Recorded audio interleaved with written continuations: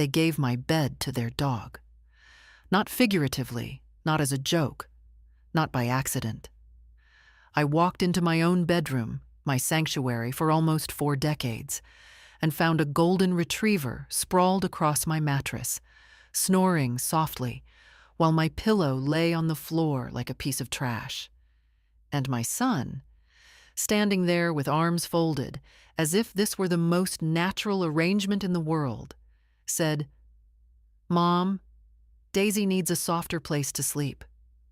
She's getting old." Old.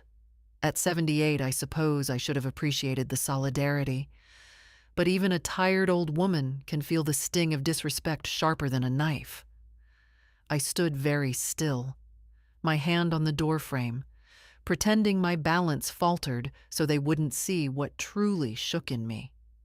My bed, my room, my husband's dresser, the same one we bought when we were both still young enough to argue about the color of wood. And now his things were pushed aside to make room for a dog bed they didn't even bother to unpack before tossing onto the floor, my floor, where Daisy had apparently decided it was beneath her. Sharon didn't even look up from her phone. "We moved your things into the laundry room, Eleanor. It's closer to the bathroom anyway." Safer for you. Safer. How quickly that word becomes a leash around an old woman's throat. I didn't answer. Words don't come easily when the people you once held as babies now speak to you as if you were a misplaced piece of furniture. I simply nodded, because nodding was the only thing left they hadn't taken from me. I walked down the hallway, my hallway, though it hadn't felt like mine in a long while, and opened the door to the laundry room. They'd placed a narrow folding cot against the washing machine. No blanket, no pillow. An unspoken message in crisp daylight. The smell of detergent and damp towels hit me first. The humiliation came second, slow and heavy, like settling dust. For months, I'd been telling myself that letting Michael's family stay was temporary. A kindness. A chance for them to save money after they fell behind. I let them move into the spare room, then the office, then the den. Each step, a small surrender, a compromise, a mother's soft place, the one children walk over because they can. But this was the first time I understood they hadn't simply moved into my house. They had moved me out of it. Somewhere between their laughter downstairs and the dog's sigh from my bedroom, a strange calm settled over me. Not the quiet of defeat. No, it was the quiet of a locked door finally opening inside my chest. I looked at the cot again, then at the closed door behind me, and for the first time in years, I felt something stronger than pain. I felt clarity. I would not sleep here. Not tonight. Not ever again. I reached for the light switch, turned it off, and stood in the dark for a long, steady breath. The kind you take before making a choice you know will change everything. They thought they'd reduced me to a corner. But corners have edges, and edges cut. This house still had my name on every legal paper, and before the week was over, they would learn exactly what that meant. If you enjoy the stories here, dear, you're welcome to join our Patreon. There you'll find exclusive tales that never appear on YouTube, and new stories come out earlier than anywhere else. The link is just below. We're waiting for you. People think disrespect arrives like a storm, loud, sudden, impossible to miss. But in truth, it seeps in like dampness under a door, slowly, silently, until the floorboards swell and crack, and you realize the house has been rotting for years. When Michael first asked if they could stay for a month or two, he stood in my doorway with that polite smile he must have practiced in the mirror. Sharon hovered behind him, pretending to admire my rose bushes while tapping impatiently on her phone. They'd had a setback, he said. A temporary struggle. Just a little help, Mom. I didn't ask for details. Mothers rarely do. They moved into the guest room first. I washed the sheets, placed flowers on the nightstand, set out fresh towels like a hotel clerk, eager for a 5-star review. In those early weeks, Sharon tried, at least on the surface. She complimented my cooking, brought me tea, told me she admired how independent I was at my age.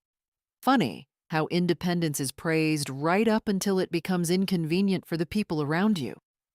After a month, they asked if their children could take over the office, just until we sort out arrangements. I agreed, of course. What grandmother wouldn't? I boxed up my papers, my sewing kit, my late husband's notebooks.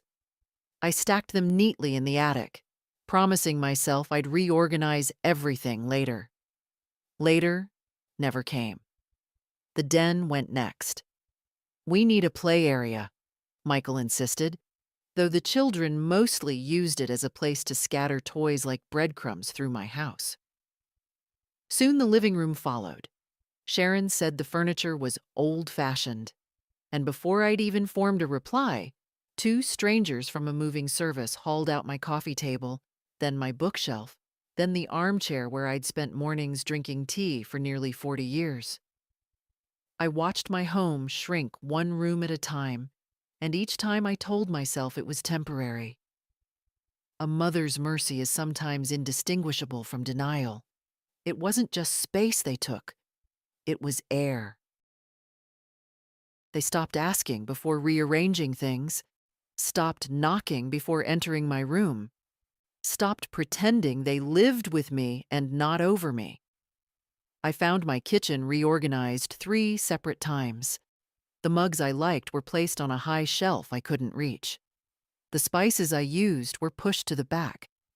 Sharon once patted my hand and said, "It's better if everything has a logical system." Logical for whom? Dinner became the moment when I understood just how quiet a voice can become in a house that no longer belongs to you. They talked around me, over me, through me, as if I'd become a ghost who occasionally passed through solid walls but never left a mark. If I offered a suggestion, it was dismissed. If I mentioned something about the past, Sharon rolled her eyes in that subtle way young people think the elderly don't notice. But we notice. We always notice. I told myself I should speak up, but every time I opened my mouth, I saw Michael's jaw tighten, and I swallowed the words like bitter pills. That's the trouble with raising children to be ungrateful. You never realize you're doing it until it's too late. The day they took the laundry room for storage and suggested I temporarily sleep in the corner of the den, I nearly protested. But then Michael said something that stuck inside me like a thorn. "Mom, you're making this more complicated than it needs to be." As if I were the burden. As if their comfort justified my disappearance. I complied like I always did. I smiled. I nodded. I retreated. But every small surrender was a thread pulled loose, and eventually, the seam of a life begins to gape. By the time they gave my bed to their dog, that seam had split wide open, and though they didn't know it yet, the woman they thought they could fold into a corner had already begun stitching her spine back together, quietly, steadily, in the only place no one had taken from her. Inside. Silence can be a weapon, but in my house, it became a habit. A learned response, the way a person stops touching a hot stove after being burned enough times. I didn't choose to fade into quiet. I simply adjusted to the temperature of the people around me. At dinner, Michael would talk about his work as if delivering a speech to an audience who'd paid for tickets. Sharon would nod at all the right places, correcting him gently whenever he misquoted someone or exaggerated a detail. Their children would interrupt with stories from school, funny, loud, careless, and somewhere in the middle of all that noise sat an old woman who had once raised a family in this house, her voice growing smaller with every passing meal. Sometimes I tried to participate.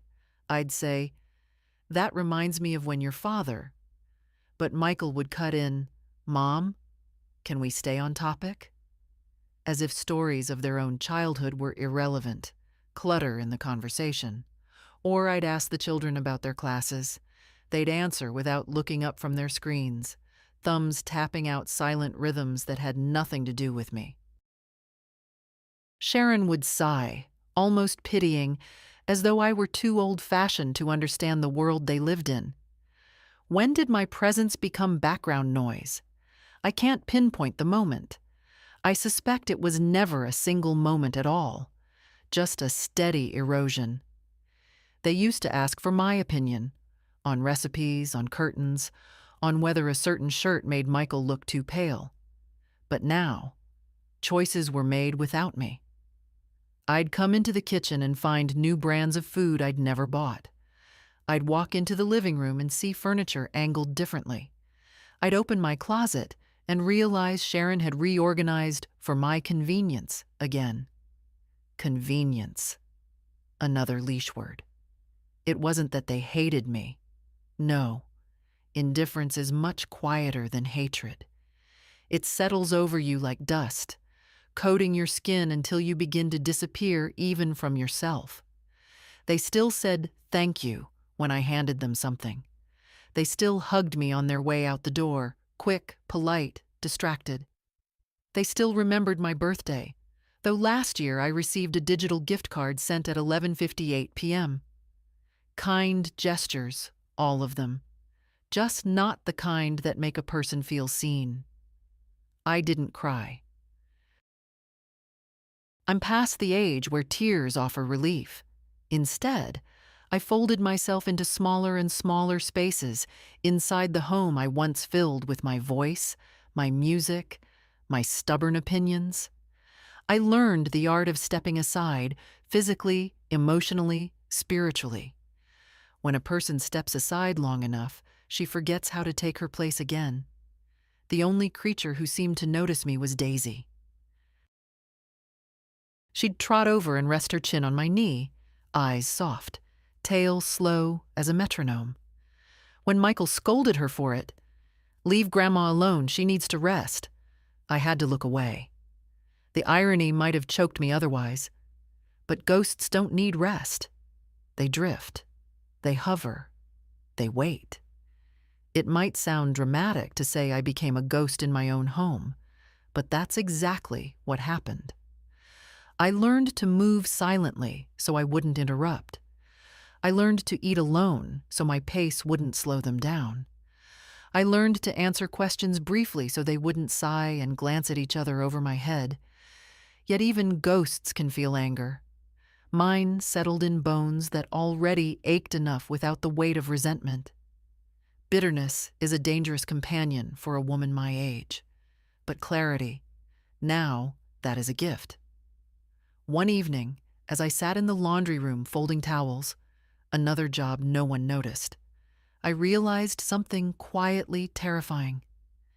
They had made a world in which my comfort no longer mattered, and I had helped them build it. I thought of the Eleanor I used to be, sharp, capable, unafraid of speaking her truth. The woman who worked 2 jobs when Michael was young.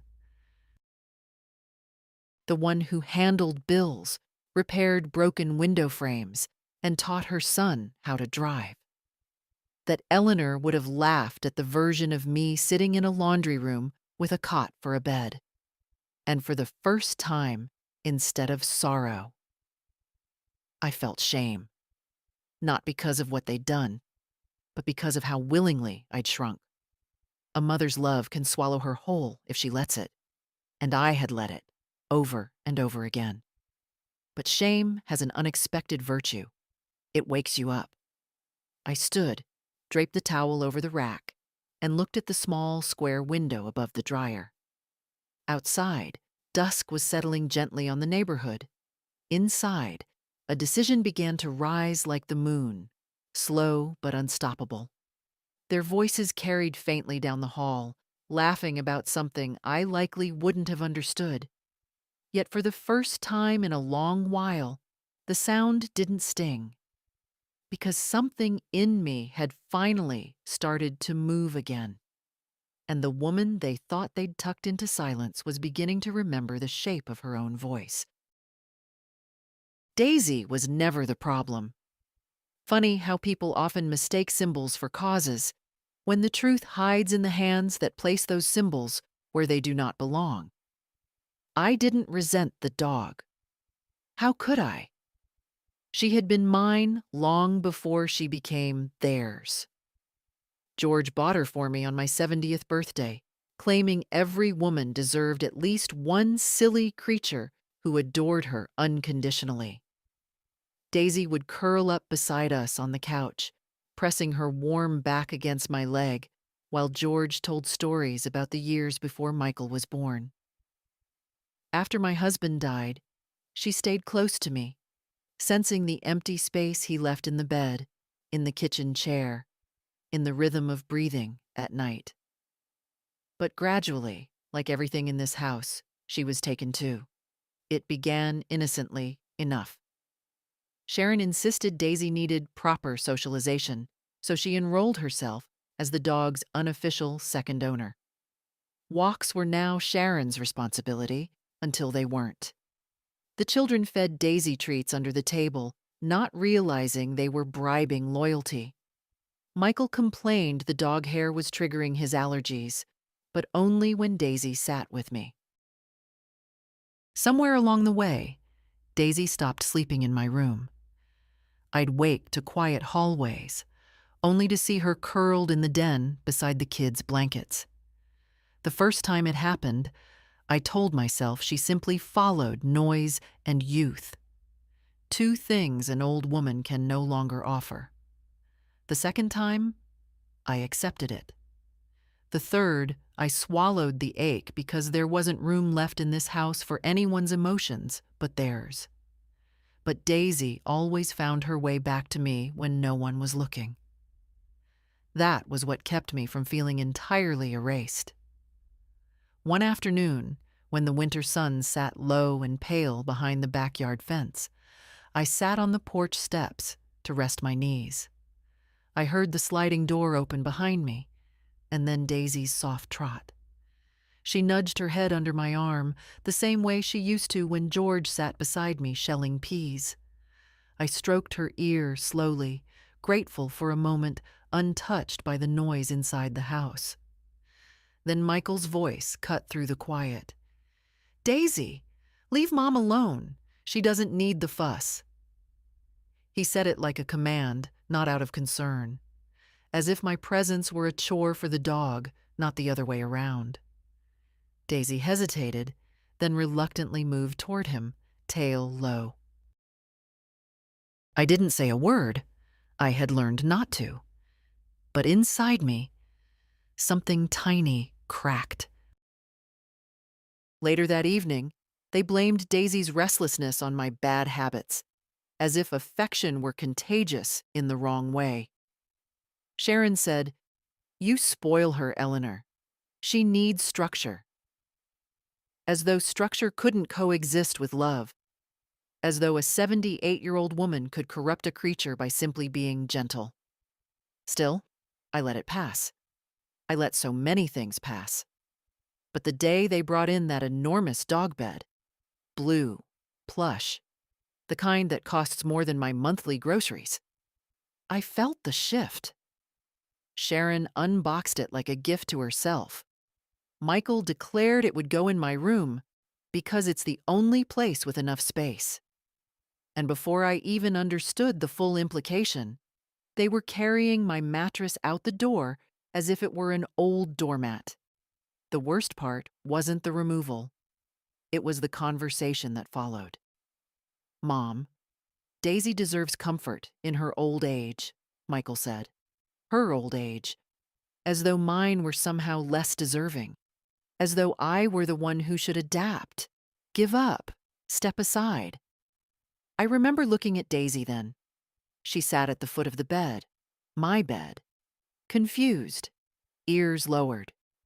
She didn't understand why I wasn't smiling, why her presence didn't bring the happiness it once did. She wasn't the thief. She was the proof. Proof that they no longer distinguished between what was mine and what was convenient for them.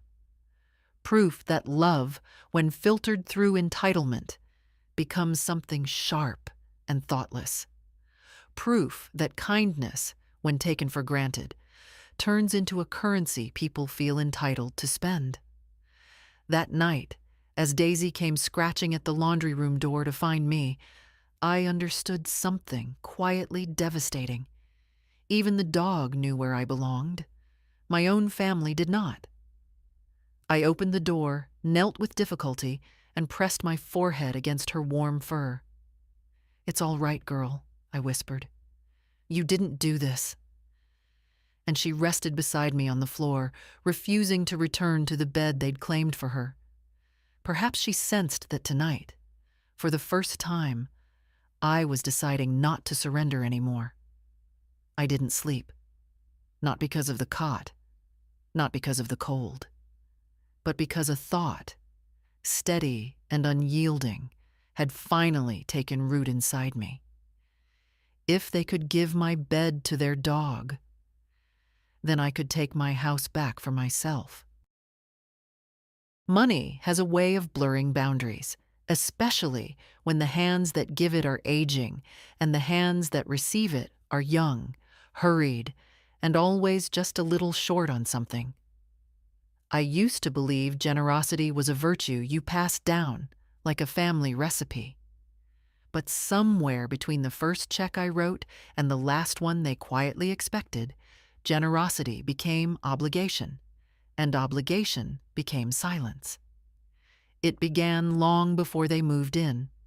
Michael called one evening, voice tight, apologetic in that practiced way he uses when he needs something. "Mom, we're in a bit of a bind. Just for this month. We'll pay you back."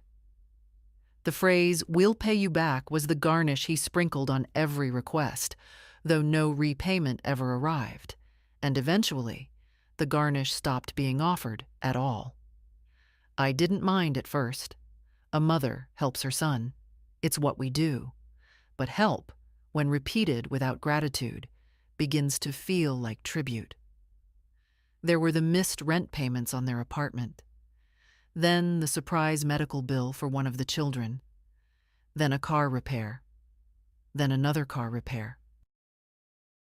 Then the emergency that turned out to be a weekend vacation they'd booked months earlier and forgot to cancel. When I gently asked why they didn't tell me the truth, Sharon laughed and said, "Oh, Eleanor, you worry too much. It was just a small getaway." Small, yes, but not for me. Still, I opened my checkbook each time. Because that's what mothers do. Because that's what widows do when their only son still needs them. Because I wanted to believe I mattered to them beyond the money. When they moved into my home, the requests didn't stop, only shifted shape. Now it was groceries. We're feeding 4, Eleanor, you understand. Gas money. Michael's job is far away. School fees. New clothes for the children. Cleaning supplies for messes I didn't make. Sharon added things to my grocery list without asking. Almond milk, protein powders, imported biscuits, snacks that cost more than my weekly utilities. When I raised an eyebrow, she smiled sweetly and said, "You don't want the kids to feel deprived, do you?" Deprived. An interesting word to use in a house where I slept beside a dryer. The subtlety was what hurt most. They never shoved a bill into my hand, not outright. They left them on the kitchen counter, under my teacup, near my reading glasses, as if the bills themselves had chosen me out of affection. I'd find an envelope marked urgent, tucked beneath the sugar bowl. A school fee notice placed directly atop my newspaper. a car insurance renewal left on my pillow like an unwelcome love letter. At first, I thought these were coincidences. Then I realized coincidences rarely stack themselves with such precision. One afternoon, Michael approached me in the kitchen, rubbing the back of his neck. "Mom, about the credit card payment, it bounced. We just need a little help this week. Things are tight."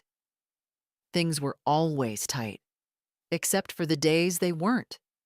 Like the day a package arrived, an expensive smart speaker for the kids, or the time Sharon came home with new shoes that cost more than my entire wardrobe, or when they ordered takeout from upscale restaurants while I ate leftovers, because it's better for your digestion, Eleanor. I didn't say a word, not out loud. But inside, a quiet arithmetic formed, a tally, not of dollars, but of disregard. What struck me hardest was not the money itself. Money comes and goes. I'd lived long enough to know that. It was the way they treated what I gave, carelessly, thoughtlessly, as if my wallet were a river that would never run dry. They forgot that rivers have sources, and sources can choose when to stop flowing. The shame wasn't theirs, it was mine. I enabled every bit of it. Each check I signed was a stitch closing my own mouth. Each payment I made was a step deeper into invisibility. The Eleanor I used to be, the one who insisted every dollar be accounted for, had vanished somewhere in the fog of grief after George died. Loneliness makes a person soften where she should stay firm. It makes her say yes when she should say no. It makes her believe that giving is the same as being loved. I see now how wrong that was. By the time they took my bed, I had already given them far more than money. I had given them the belief that I didn't matter. But money has one unexpected virtue. It leaves a paper trail.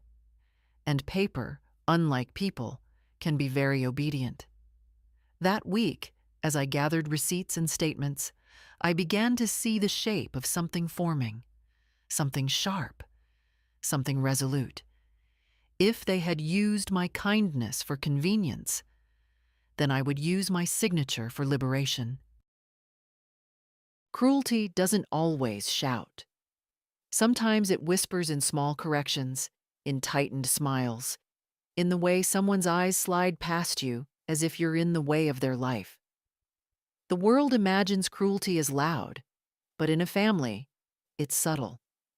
It's the soft-footed kind that creeps into your bones, convincing you that you deserve less space, less voice, less air.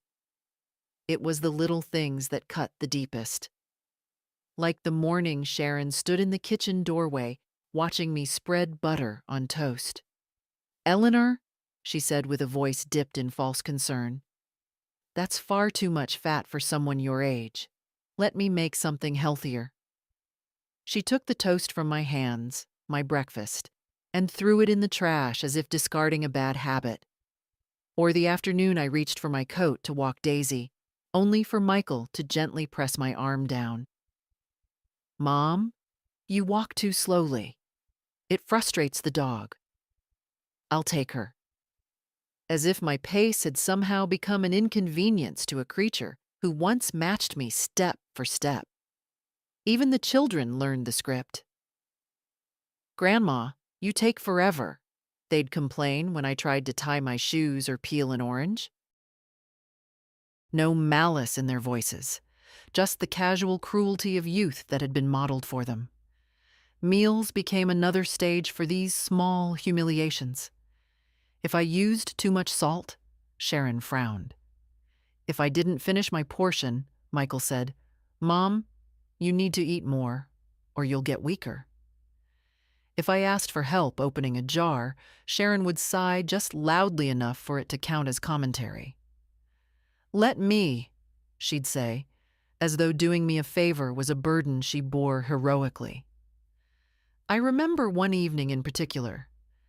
I'd spent the afternoon preparing a stew the way George liked, slow, patient, with vegetables cut to the size he always insisted, cooked just right. When I set it on the table, proud of the aroma filling the kitchen, Sharon took a single spoonful, wrinkled her nose, and said, "It's a bit bland, isn't it? Maybe next time follow a recipe." Next time. As though my decades of feeding a family counted for nothing. As though I were a novice in my own kitchen. They didn't mean to be cruel. That's what made it worse. Thoughtless harm leaves no room for apologies, only explanations. But the moment that stayed with me was quieter still.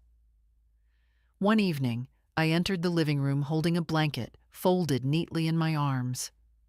The room was filled with their voices, the glow of the television, the warm clutter of a family settling in. I hesitated in the doorway, wondering where I should sit. Before I could choose, Sharon's hand swept the air in that dismissive little gesture of hers. "Eleanor, could you watch Daisy in the laundry room? She keeps pacing around you." She said it lightly, as though asking me to fetch sugar from the pantry, but the message was clear: you don't belong here. I walked back down the hall in silence, listening as their laughter resumed the moment my footsteps faded. Daisy followed me, pressing her head gently against my knee as though offering an apology she didn't owe. That night, I lay on the cot, the hum of the dryer filling the small room, and I realized cruelty didn't require raised voices. It required only a steady erosion of dignity, one small cut after another. A mispronounced name, a corrected sentence, a dismissed thought, a closed door. A lifetime ago, I would have confronted them. George used to call me the woman with the iron spine because I never let anyone tell me what I could or couldn't do. But grief softens bones, loneliness weakens resolve, and time wears down even iron. Yet something in me had begun to resist again, a faint pulse beneath years of silence. Not anger, not yet. Just a quiet refusal to keep shrinking. As I listened to Daisy breathing beside me, I smoothed the blanket over my legs and thought, if they can't hear my voice, then they will eventually hear my absence. Or better yet, they will feel the consequences of it. The cuts they made were small, but small cuts, left unattended, can bleed a person back into strength. A house doesn't stop being yours the moment someone else fills its rooms, but it can start feeling foreign long before that. As the months went on, I noticed how naturally Michael and Sharon treated my home as though it were simply an extension of their own needs. At first, it was subtle, an extra vase here, a stack of their magazines there. Then it grew bolder. My framed photographs were replaced with theirs. My kitchen towels disappeared, replaced by brightly patterned ones Sharon insisted were more modern. Even the scent of the house changed. Gone was the gentle lavender oil I'd used for years, replaced by a harsh citrus spray Sharon preferred. One morning, I came into the living room and found Sharon pushing my old wooden coffee table, George's table, toward the door. "What are you doing?" I asked. She didn't look up. "Donating it. We found a nicer one online. The delivery's coming today." I stood there, stunned. "Sharon, that table was George's." She paused, hands resting on the wood. For a moment, I thought she might reconsider. But then her expression softened into that patronizing smile she always saved for me. "Eleanor, you have to let go of the past. It's just furniture." For her, it was. For me, it was the place where George used to set down his morning coffee while reading the paper, tapping his finger when he disagreed with the headlines. It was where Michael built his first model airplane. It was where I folded hundreds of freshly washed shirts when the children were small. But Sharon didn't see any of that, and she didn't need my permission to erase it. That afternoon, without consulting me, Michael moved the television to a different wall. The bookshelf was shifted. The curtains were swapped out for ones that brightened the space. The den, once a quiet place where I embroidered in the evenings, became a gaming area, cluttered with wires and bright plastic toys. Every choice was made as though I were a tenant, not the homeowner. Once I tried speaking up. "Michael," I said softly as he rearranged the dining room chairs, "I'd prefer the room to stay how it was." He didn't even turn fully toward me. "Mom, the old layout didn't make sense. Trust us. We know what we're doing." Us. As if I weren't part of that equation. The final straw happened on a gray morning, the kind where the air feels heavy with things unspoken. I went into the shed to retrieve a box of fall decorations, small ceramic pumpkins George bought me one autumn after I admired them at a craft fair. But when I opened the shed, the shelves were bare. Boxes gone, decorations gone, even my gardening tools gone. I ran my hand along the empty shelf, dustless from recent movement. When I asked Michael about it later, he barely looked up from his laptop. "Oh, those? They were taking up space. Most of it was old stuff. We tossed it." Old stuff. 40 years of memories, reduced to clutter. I felt something cold and metallic settle in my chest. Not anger, not yet. More like the tightening of a screw inside my spine, turning slowly but decisively. That evening, when they all went out for ice cream, I stayed behind. I walked through each room, touching objects that were still mine, measuring which parts of the house remained loyal to me. The framed photo of George and me on the mantel was tilted, as if the house itself had grown weary of standing straight under the weight of unwelcome change. I fixed it gently. Then, almost without thinking, I went to the hall closet where George had kept an old metal lockbox.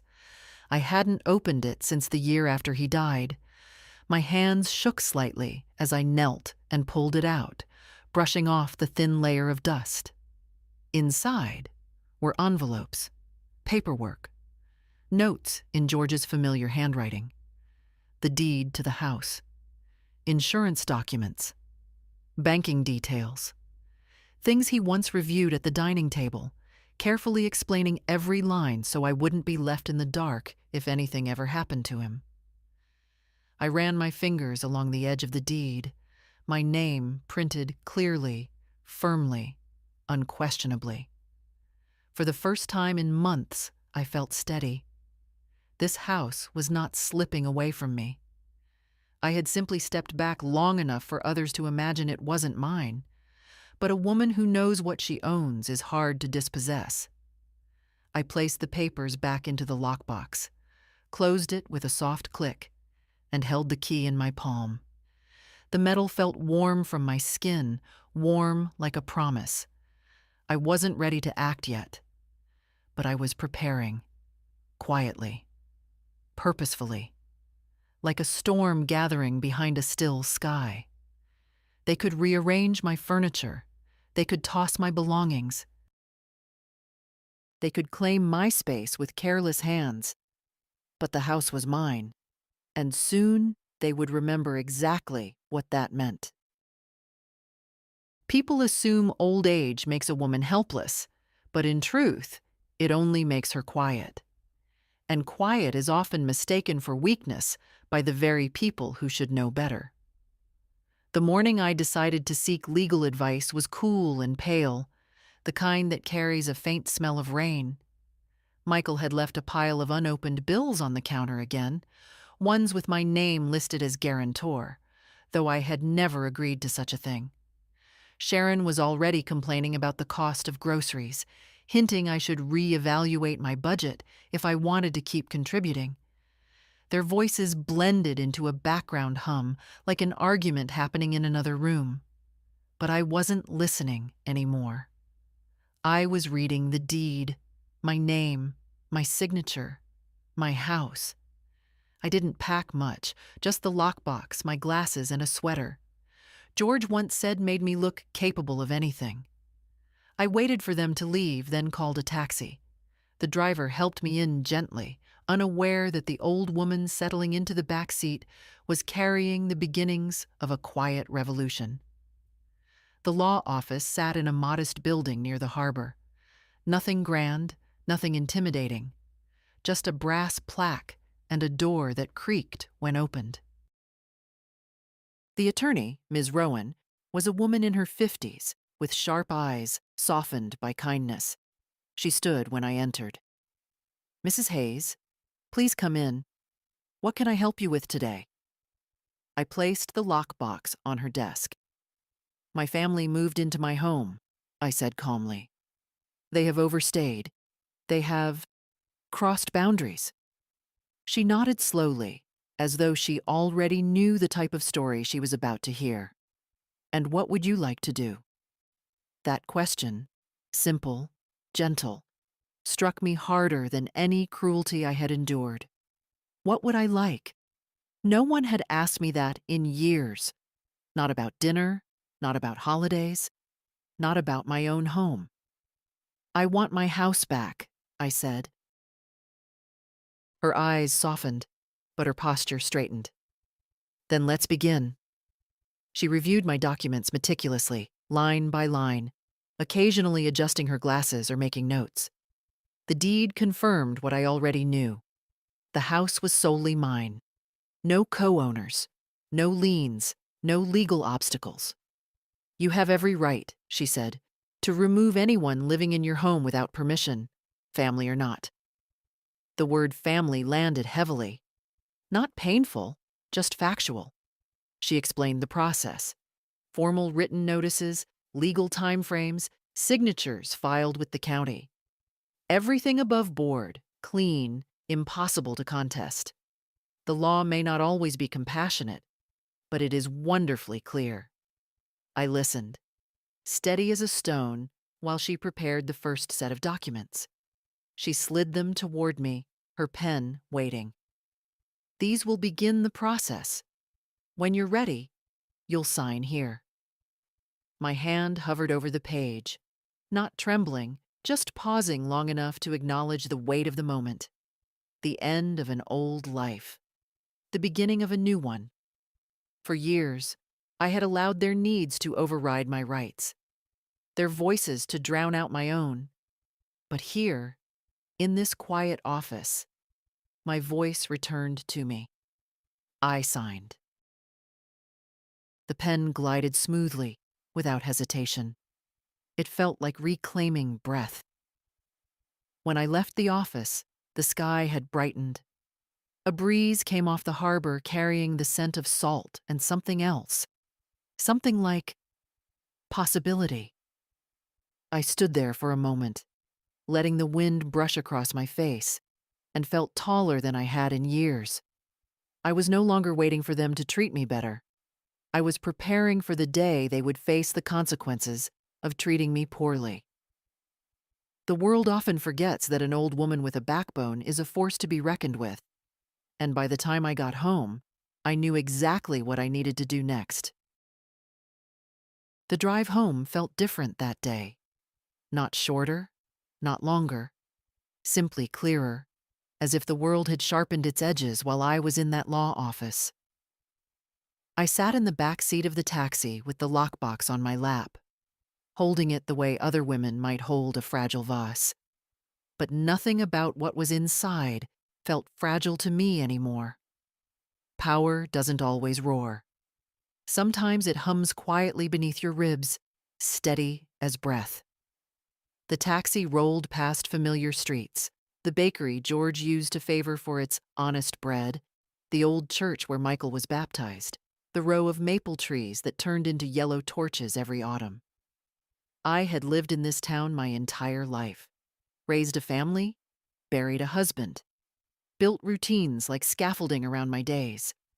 Yet I realized, with painful clarity, that I had let others dismantle those routines piece by piece. Not anymore. Not after today. The driver glanced at me in the mirror. "You okay back there, ma'am?" "I'm fine," I said. And for the first time in a long while, it was true. As we approached my neighborhood, the houses seemed smaller than I remembered, as if they were bowing, not out of submission, but out of recognition. I wasn't returning home as the woman who left. I was returning as someone who had finally remembered she owned the ground she walked on. When the taxi pulled into my driveway, I sat still for a moment. The house looked the same: white porch rails, faded shutters, the small garden I once tended with pride. But I saw it differently now. The siding needed repainting. The steps needed repair. A wind chime Sharon hung last month clattered too loudly in the breeze. Little things, but they called to me with new meaning. They were mine. All of it was mine. I thanked the driver, gathered my lockbox, and stepped onto the walkway. Each footfall felt like reclaiming territory. The porch creaked under my weight in that familiar way, as though greeting me. Inside, the house carried its usual chorus. The distant laughter of the children, Sharon talking on the phone, Michael pacing with some annoyance brewing. None of them noticed me at first. They rarely did. I moved through the entryway without speaking, the lockbox firm against my hip. As I passed the living room, Sharon's laughter burst out, bright, sharp, unrestrained. Something about it grated against the quiet I'd collected all day. Michael was complaining about finances again. I could tell by his clipped tone. Words like deadline and late fee floated through the air. I paused, but didn't step in.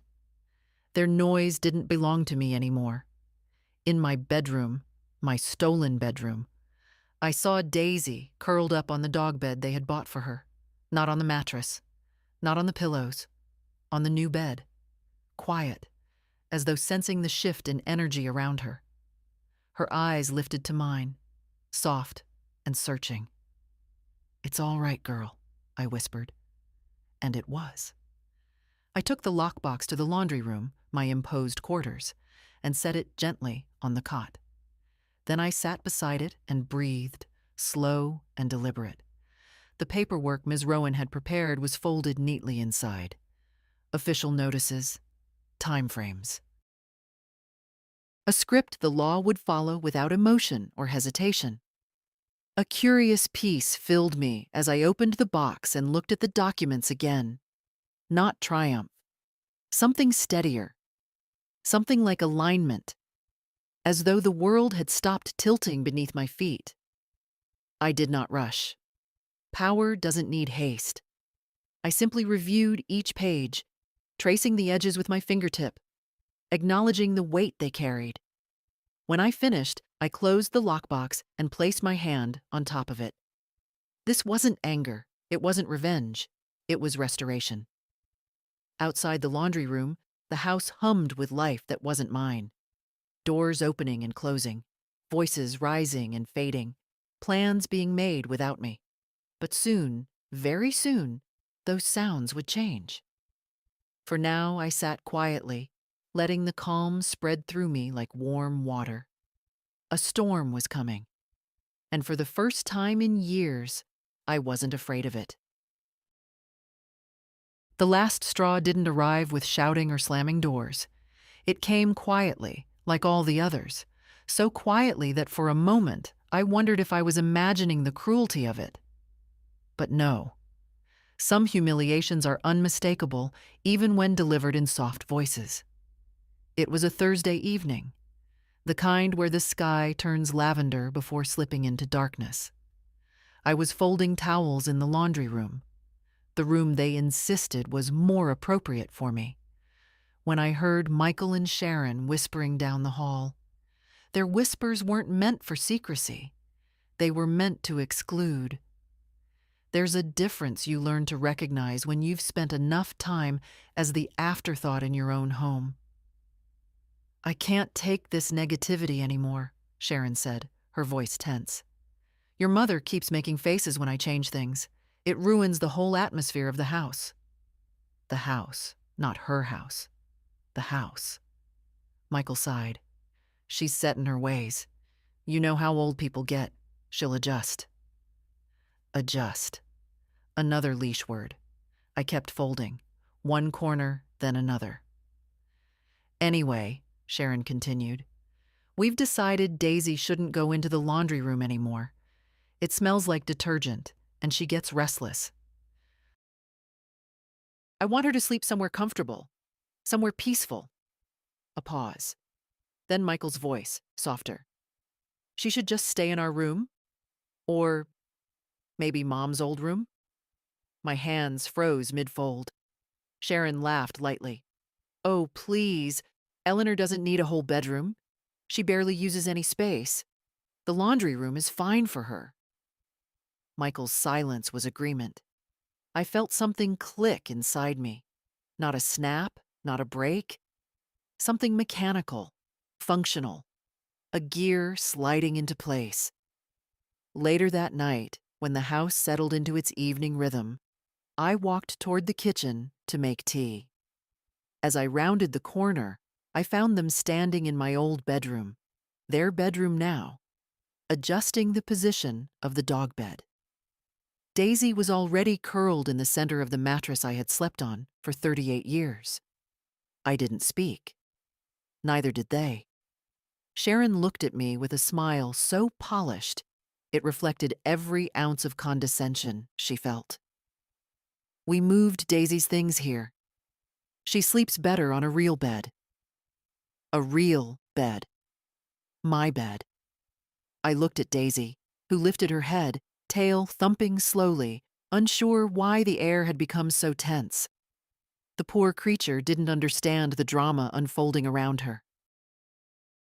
She wasn't the villain. She was the pawn. I murmured her name, and she hopped down to nuzzle my hand. Sharon clucked her tongue. Daisy. No. Stay. Grandma needs to rest. Rest. In the laundry room, next to the dryer, on a cot that folded in half when you moved wrong. I stepped backward until the hallway met the soles of my shoes. Michael rubbed his forehead with weary irritation. Mom, please don't make this harder. We're doing the best we can. The best they can. I nodded once, slowly, as though absorbing his words. But I wasn't absorbing. I was concluding. Their best had become an erasure of my life. Their convenience had become my displacement. Their entitlement had become my silence. Not anymore. I went to the kitchen, boiled water, and sat at the table with my tea. Steam curled toward my face, warm and steady. I watched it until it disappeared.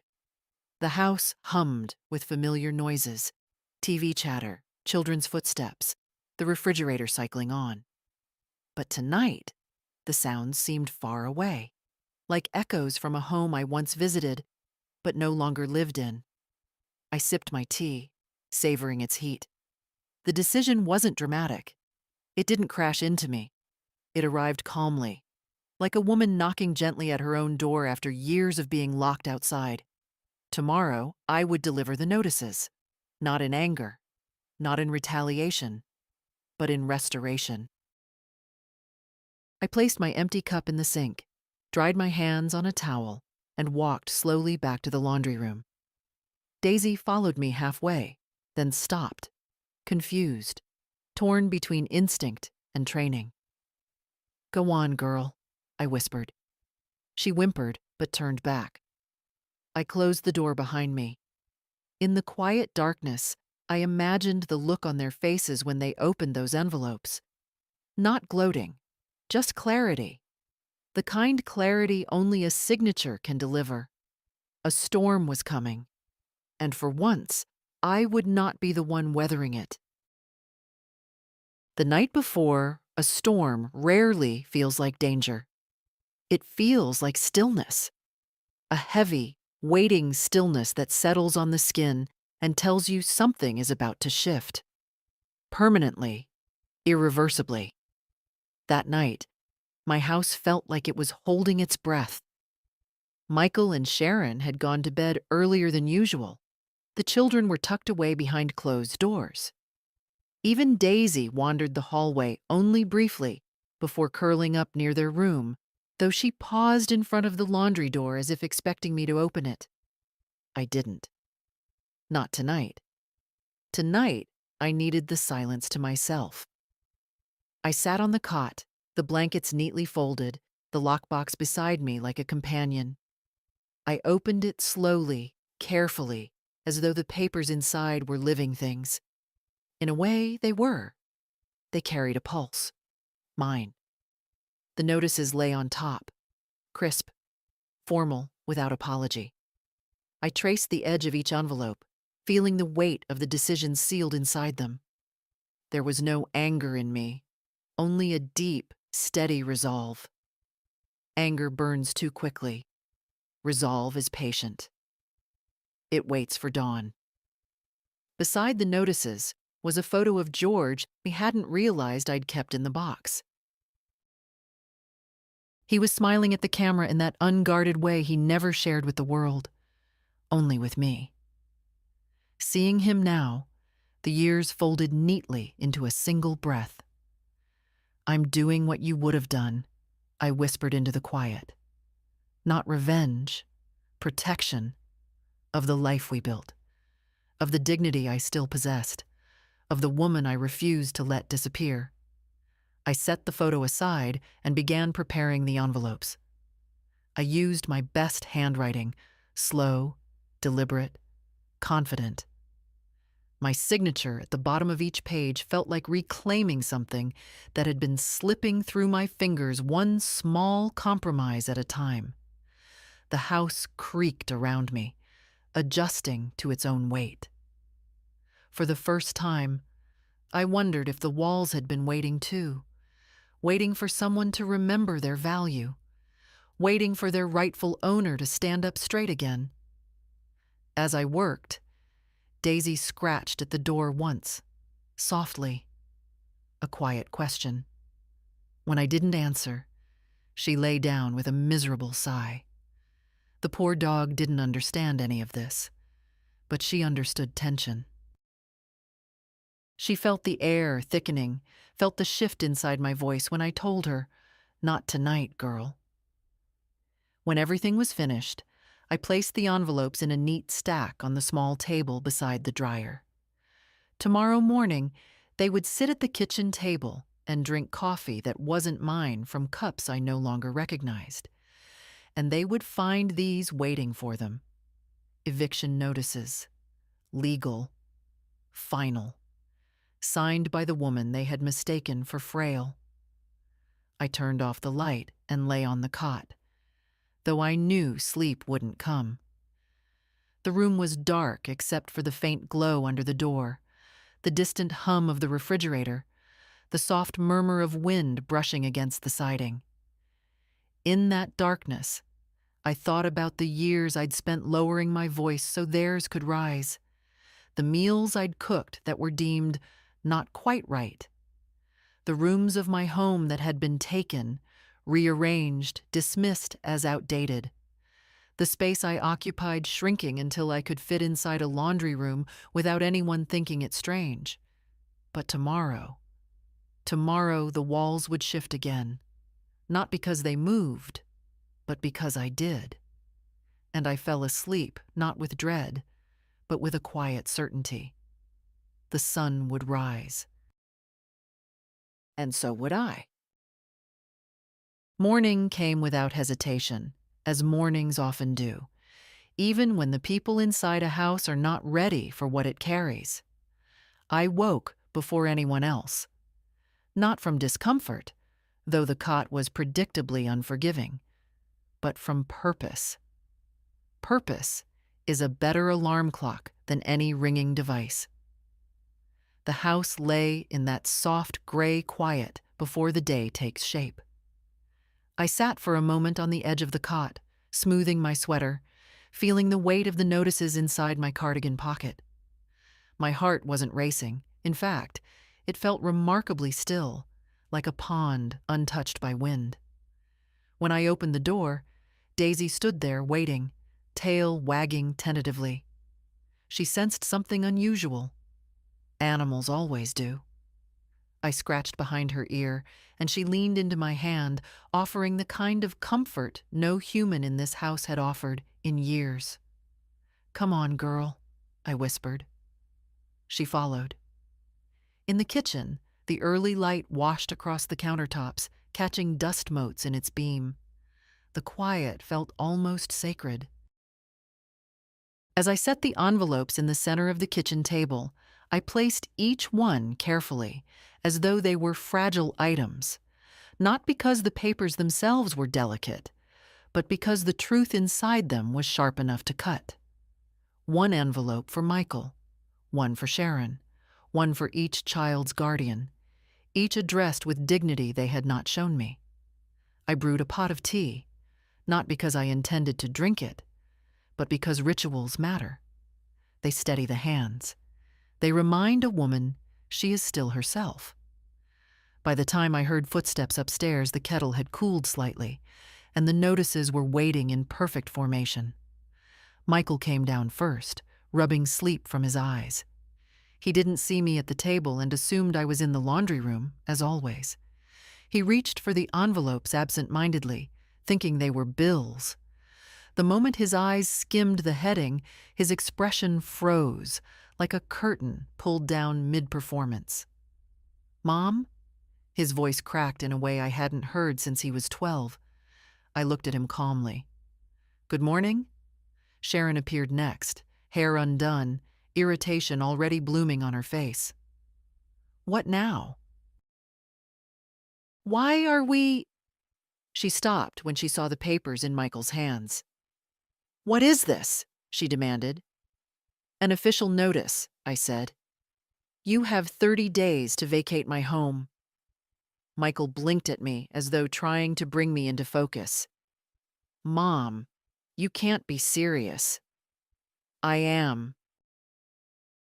He looked back at the paper, then at me. "We're family." "Yes," I said gently, which is why I let things go on far longer than I should have. Sharon scoffed. "This is ridiculous. We've built our lives here. We've invested in this house." "No," I corrected. "You've inhabited it. There is a difference." Her face twisted. "Where are we supposed to go?" "The same places you told your friends you'd find when you were ready to move out. I believe those were your words last month." Michael stepped toward me, palms out, as if approaching a frightened animal. "Mom, let's just talk about this." "Michael," I said softly, "I've tried talking. For months. Years. You did not hear me when I was quiet. So now you will hear the paper." He opened his mouth, closed it again, then sat heavily in a chair, elbows on the table. The children wandered in, still sleepy, sensing tension, but not understanding it. Sharon snapped at them to go upstairs. Her voice held more edge than it ever had with me. As the kids left, she rounded on me. "How dare you do this to us?" "How dare you treat my home as yours?" I replied, "and treat me as inconvenient." Silence. The kind that expands, filling every corner of a room. Michael finally spoke, his voice low.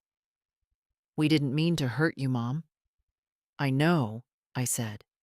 "That is what made it possible. Carelessness always feels gentler than cruelty, until you are the one being crushed by it." He lowered his eyes. "You have 30 days, I repeated. "The notices are legal. Everything is in order." Sharon opened her mouth to argue again, but something in my expression stopped her. Perhaps for the first time, she saw not frailty, not softness. but a boundary. A real one. I stood, steady on my feet. For years, I gave you space, I said quietly. Now, I am taking mine back. Daisy brushed against my leg, as if signaling the moment was complete. And with that, I walked out of the kitchen, leaving the storm behind me and stepping into my own calm. I didn't stay to watch their reactions, not out of fear, out of peace. Peace is a strange thing. Sometimes it arrives after you set the world on fire. Mine came the moment I stepped out of the kitchen and left them to face the truth that had been waiting for far too long. I walked onto the porch and sat down slowly, feeling the air touch my face with a gentleness I had forgotten existed. The morning was cool, the sun barely pushing through the clouds. For the first time in years, I felt the house behind me, not as something pressing down on me, but as something standing with me. Inside, the storm broke. It began with Sharon's voice, sharp enough to slice through the walls. "She can't do this! She can't!" Then Michael's, strained and uneven. "Sharon, stop shouting. We need to think. The notice is legal. It's all legal." Drawers opened. Something slammed. A chair scraped loudly against the floor. The children, still too groggy to understand why their mother was crying, began to cry too. I listened, not with satisfaction, but with distance. Their panic was theirs, not mine, not anymore. Daisy nudged open the porch door with her nose and came to sit beside me, laying her warm head on my knee. I stroked her gently. She didn't know laws or boundaries or consequences. She only knew the difference between chaos and calm. And today, she chose calm. "Good girl," I whispered. "It's all right." From inside the house, the chaos rose and fell in waves. Sharon's voice, angry, disbelieving, wounded by her own entitlement. Michael's voice, guilt-struck, defensive, overwhelmed. The children, whimpers and confusion.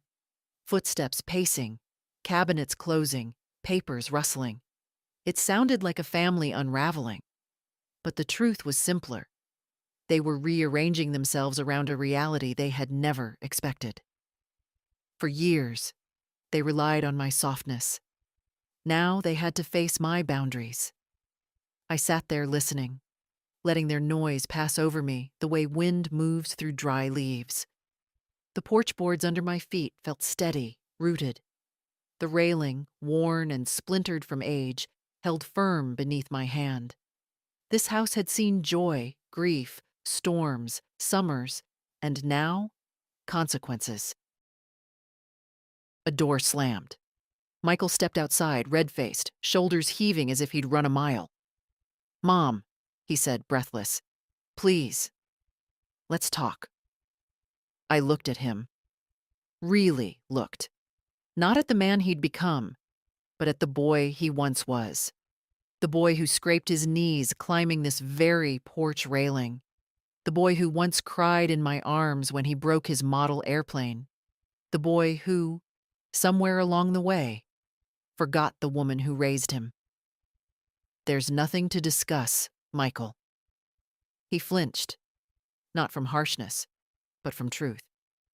"You blindsided us," he said quietly. "No," I replied. "I endured you, and now I am done enduring."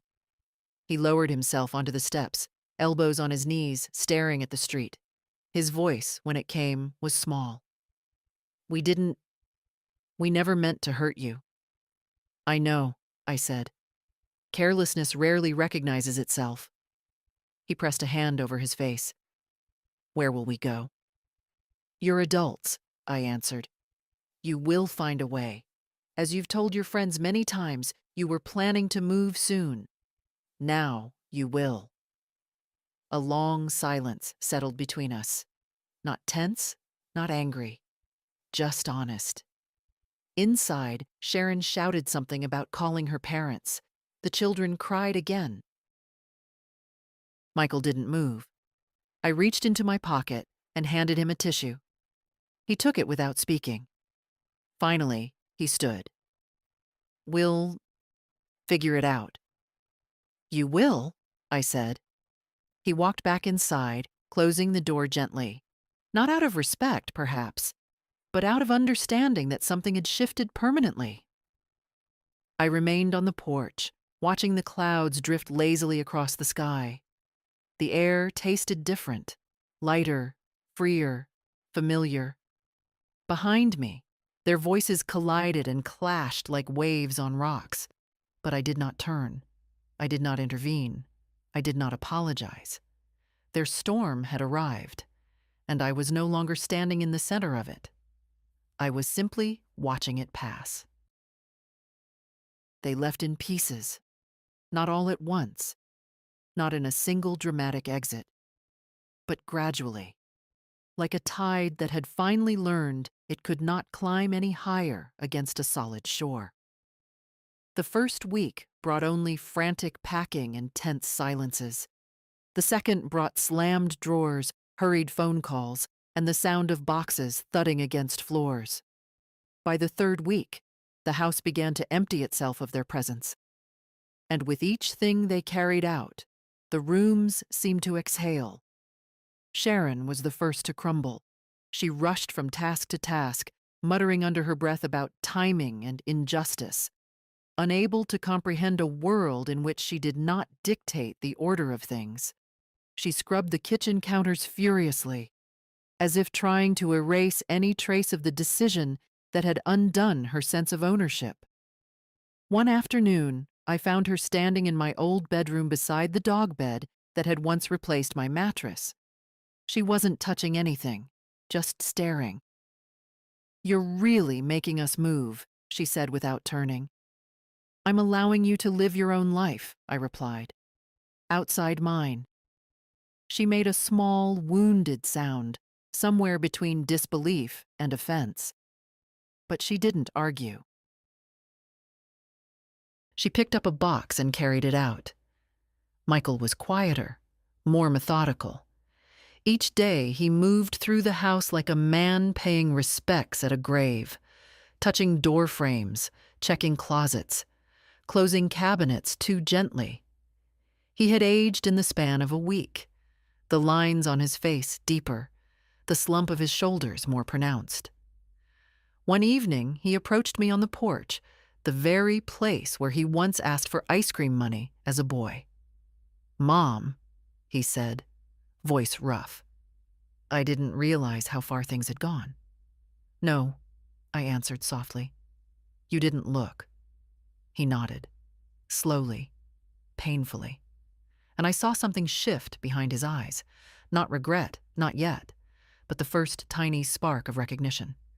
Children do not always see the harm they inflict until they are forced to confront the ruins. Inside the house, the children reacted differently. They didn't understand the legalities. They only knew they were leaving familiar rooms. The older one cried while packing her posters. The younger one asked if Daisy could still visit me. I told him yes. It was the only answer that didn't fracture something inside me. But the house, my house, responded to their departure with unmistakable relief. When Sharon's wall art came down, the paint seemed less strained. When Michael unplugged the gaming console, the room felt quieter in a way that wasn't empty, just honest. When the last of their suitcases disappeared through the front door, the hallway widened as if remembering its true shape. And then, on the final day, came the moment I had been waiting for. Michael approached me with the house key, my spare, held between his fingers. He didn't offer it at first, just looked at it, turning himself. "I never meant to push you out," he said. "I know," I replied. "But intention doesn't erase impact." He swallowed. His throat worked like a man forcing down a truth he should have tasted long ago. Then he placed the key in my palm with slow, deliberate care. The metal felt warm from his hand. but it cooled almost instantly against my skin. "Goodbye, Mom," he said quietly. "Goodbye, Michael." He turned away. The children followed him.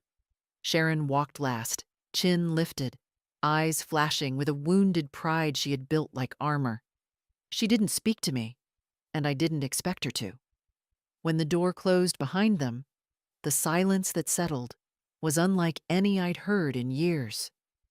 Not the silence of being ignored, not the silence of being forgotten, but the silence of sovereignty. I stood in the center of the living room, my living room, and let the stillness wrap itself around me. Dust floated lazily in the sunbeams cutting across the floorboards. The air carried no perfume but my own. The house no longer hummed with the tension of too many people. It simply breathed. I walked through it slowly, touching familiar surfaces, restoring them with my fingertips. The mantel, the window frame, the dining table. My pace was unhurried, deliberate. This was not reclaiming. This was remembering. When I reached my old bedroom, Daisy was waiting at the door, tail tapping against the wood in a slow rhythm. She had chosen to stay with me for the afternoon.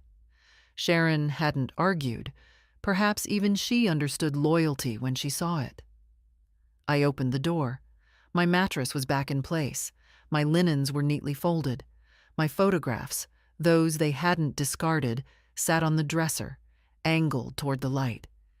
It wasn't finished. Not yet. But it was mine again. I stepped inside, and Daisy followed, curling at my feet. Her eyes lifted to mine with a soft question. "Yes," I whispered, smoothing the quilt. "We're home." And for the first time in a long, long time, the room answered back. The first night alone in my restored home felt almost unreal. Not because anything miraculous happened, no triumphant music, no dramatic transformation, just quiet. A simple, steady quiet that settled over the walls like a long-absent friend returning with an overnight bag. I walked through the house slowly, the way one revisits a place after years away, even though I had lived here all along. The floorboards creaked beneath my steps in familiar patterns. The scent of my lavender oil had begun to drift back into the air, and the kitchen light, which Sharon used to keep too bright, glowed with the soft warmth I remembered. Every room felt wider, not physically, but spiritually. There was space again, for breath, for memory, for me. That evening, I stood at the threshold of my bedroom. My real bedroom. The quilt I had sewn in the early years of my marriage lay neatly across the mattress, waiting. Daisy hopped up with surprising gentleness for a dog her age and settled near my feet, as she used to before everyone decided she needed structure. I sat on the edge of the bed and pressed my palm to the familiar fabric. It felt like touching a life I'd almost let slip from my hands. The house made small, contented noises, wood shifting, the heater humming lightly, the wind brushing against the eaves. For once, none of it sounded like disruption. It sounded like home exhaling after holding tension for too long. When I finally lay down, the mattress welcomed me with a softness I had long forgotten. My body eased into it, joints loosening, breath deepening. Daisy sighed and nudged her nose against my ankle, as if confirming that the world had righted itself. I stared at the ceiling, where George and I used to trace imaginary constellations on sleepless nights. For the first time since he died, I didn't feel the ache of absence. I felt his steadiness, his quiet insistence that dignity is not a thing to surrender, even out of love. The house was mine again, but more importantly, I was mine again. I didn't fall asleep quickly. Old women rarely do. Instead, I drifted in and out of gentle thoughts, not of anger, not of victory, just of truth. that reclaiming a life doesn't always require shouting, that consequences can be delivered calmly, that self-respect sometimes arrives wearing legal shoes and a steady hand. As the night deepened, the past months fell away one by one until only a soft clarity remained. I turned onto my side, pulled the quilt a little higher, and whispered into the dark, "I'm home, George." And the quiet answered, as if it had been waiting to hear those words. Before sleep took me, I thought of other women. Women who feel themselves shrinking in the houses they built. Women who give and give until their hands are empty. Women who mistake silence for kindness. And so, if you're listening to my story now, let me tell you gently, don't wait for someone to return your dignity. It is already yours. Take it back when the moment comes, quietly or boldly, but take it back. Your life still belongs to you, and it is never too late to come home to yourself.